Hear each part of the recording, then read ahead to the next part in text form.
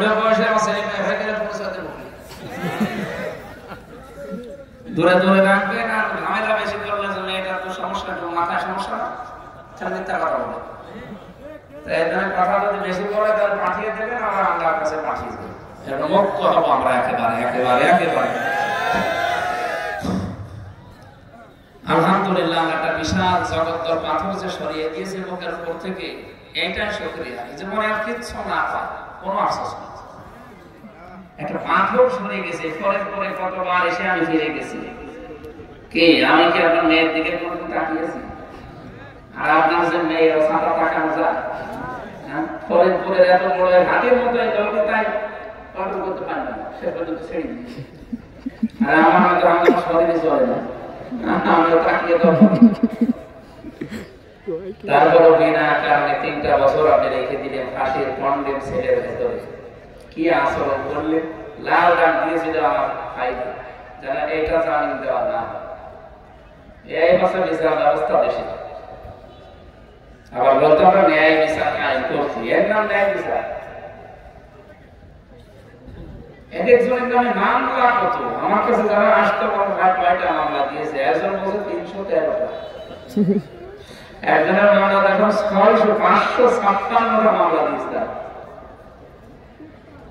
ও যদি জামিনও পায় তো সারা জীবন লাগবে শুধু হাজিরা দিতে। কি আরম্ভ করেছিলেন বলেন তো? আল্লাহ একেবারে এমন তোলা তুলেছে, সে ডেট সি বানিয়ে দিয়েছে না সরকারে। লোক জামানার মানুষদেরকে এই লাভ করার কারণে আমার মনে হয় আল্লাহ এদেরকে এরকম এত উপরে তুলেছে, একবারেই শেষ। যারা যারা অবিচার করেছিল প্রত্যেককে আল্লাহ ধরছে। এখন অনেক জালেম আছে, তাদেরকে ধরা দরকার। যারা ছাত্র জনতাকে পুলিশ আনিয়েছে, অনেক প্রশাসনে এরকম ভণ্ডামি আছে, এদেরকে ধরা দরকার। এদেরকে ওইভাবে বুকে গুলি লাগিয়ে ঠেকিয়ে মারা দরকার। দেখ কেমন লাগে। আমরা আদালতে আমার এই মামলার হককে যখন হাতে বেড়ে দিয়ে মাথায় দড়ি দিয়ে তুলতো, কানটা বেড়ে দিয়ে, তখন জানেন না দেখুন টিপ্পনি কাটতো। এখন কেমন লাগবে? এখন আপনাদের চলছে, এখন আমরা বলি যে দেখ কেমন লাগবে।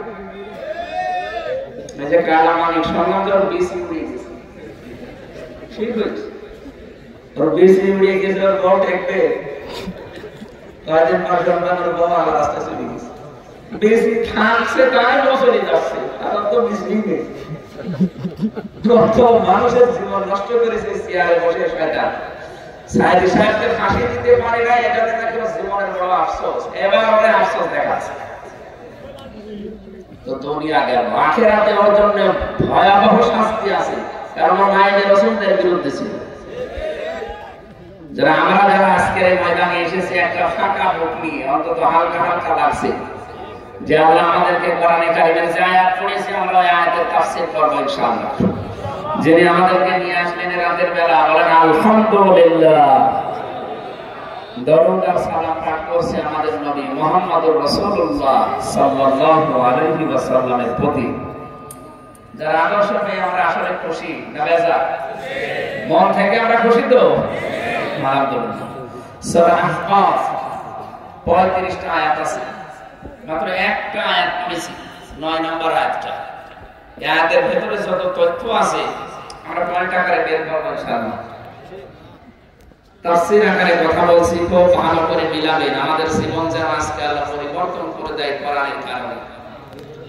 জবান খুলে পড়ে না আউযু বিল্লাহি মিনাশ শাইতানির